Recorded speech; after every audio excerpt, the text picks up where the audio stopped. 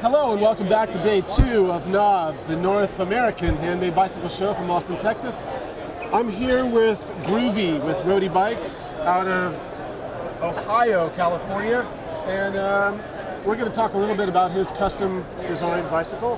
This one is the Kauai 650B. Yeah, it's collapsing. Groovy, why don't you tell us a little bit about your Rody bicycles? Okay, I'll make sure I do that. Thanks, Jeff. This particular bike was designed for a customer out of the Netherlands. He is a dyed-in-the-dirt mountain biker. 26-inch wheels, cantilever brakes, straight bars, old school all the way. And he decided, you know what, Jeff? It's time that we have a heart-to-heart. He says, I want a bike that's going to be updated. I want tires that are going to roll over obstacles like they're clouds. Whoa. He says, I want a shifting system that doesn't give me stuff hanging all over the bike, giving me problems. He says, I want an integrated bar stem combo so it's light, it's fast, it's strong. Damn. Okay? So we hooked him up. We gave him 650B wheels. It says here that you are... It does say there. Does it say that there? Married to a life partner. I am. Okay. Yeah. You both live together in Ohio? Yeah, Guinevere and I. Okay. Let's talk a little bit, if we could, about your Luv handles and your crank. Okay. And we're done with that. We'll get back to the bicycle.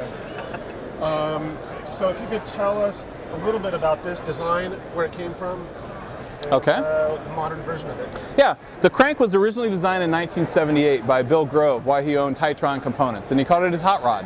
It was the first two-piece crank design ever on the market. 3 years later, Roger Durham of Bullseye saw that at the NAHBS event in Mount Snow, and he later came out with his crank, and a lot followed after. Right. What's unique about this particular crank is that it uses a tricoidal polygon, which is a shape that has 3 lobes, and it offers incredible surface area contact with no opportunity to slip, round out, or wallow out. 5 years ago, Bill and I sat down together and I said I'd like to reintroduce the crank, bring it back to the marketplace. Yes. We went through some years of prototyping and here we are. We're building them in the shop now. What I did notice earlier is that when I did grab your crank, it's very stiff. It is stiff, and it's quite long too. It comes up to 180 millimeters. Right, I did notice that. It's actually longer than my grip, which is unusual. And then we have the bars, your Luv handles. You can talk a little bit about the bars, the one stem, bar stem combo. Yeah, the Luv handles I actually designed because I was somewhat disenchanted with the lack of ergonomically fit bars on the market. Right. A standard straight bar, you have to kind of over-pronate to hold that. Right. Some of the other alternative bars you had to over-supinate, which actually exacerbates the stress on your wrist. So I designed these with a 21.5-degree sweep, so that when you're holding it shoulder width apart, your wrist and your forearm are in a straight line. I noticed that last night when I was holding your Luv handles, that I had more of a firm kind of grasp. Yeah. But what I would suggest for you though, Jeff, is that you need a crank that's a little bit longer. I could tell that you had power there, but it just wasn't moving the bike forward. Yes. What else can you tell us about the bike? I noticed it had some interesting internal routing for the shifting system hub.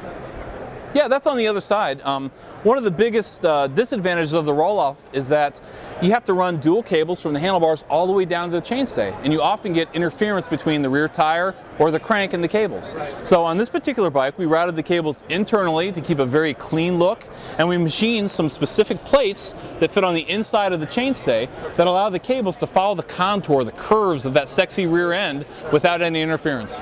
Right. And the paint, can you tell me a little bit about the paint?